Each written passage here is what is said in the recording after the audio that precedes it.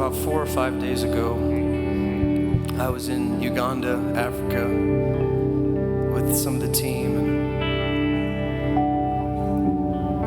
we built a home for a widow and her 3 children, and we were handing it over to her late one night, dedicating it to the Lord, giving it to her, and she had, through a translator, she was telling us that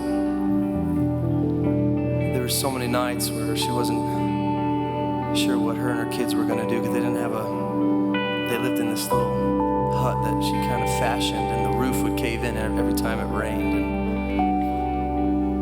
her husband had died of AIDS, and she was left alone with her children, and the rain would come through the night, rain on top of her and her children when they were sleeping. So she would cry out to God. It has been really difficult because every time we had rain, we thought that the house was going to fall on us. Whenever it could rain, we would fear. But we would wake up and pray. But I am still amazed about the grace of God and the fact that He thinks about us. She would cry out that God would rescue her from this situation. She said, God, I've heard that you are father to the fatherless, husband to the widows. I have always been reminding the Lord that, Lord, you are the father to the fatherless and defender of widows. I said, Lord, strengthen us. And she was telling the story, and then a group of Americans, a bunch of pale faces, they call us Mazungus, came, built her a home, and handed it over. And she was praising God because He answered her prayer. She needed rescuing, and God came to her rescue.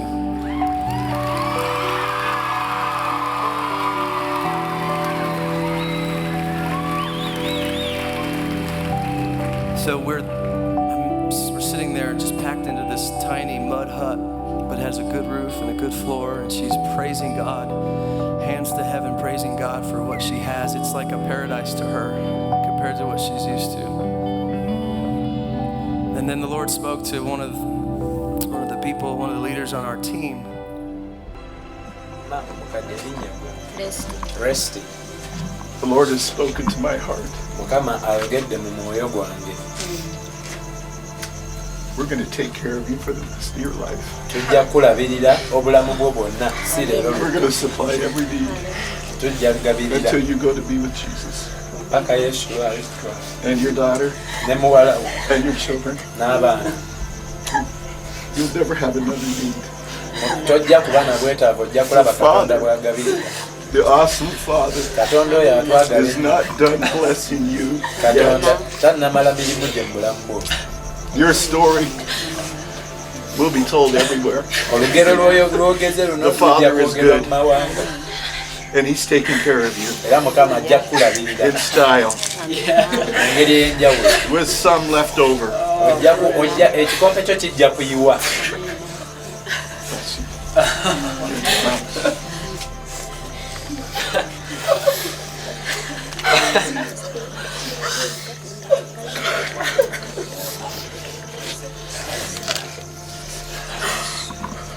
Lord, we just thank you. We thank you tonight.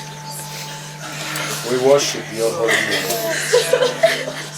Your name is above every name. Thank you for revealing your fatherhood to us. Thank you for your tender mercies, oh God. Yes. We did not preach to these women. You, Lord, extended your mighty hand to them and revealed yourself to them. We are just honored to be part of what you do. Thank you so much for hearing their prayers that they pray in the closet, in the darkness in this house. Thank you so much, Lord. Thank you that they didn't need to learn another language to know you. Thank you that they could speak to you in their own mother tongue, in their own language. Thank you for being the Lord of all nations, and all peoples, Lord. Thank you for using these women to really minister love to our hearts, and grace and compassion. We bless this house, Lord.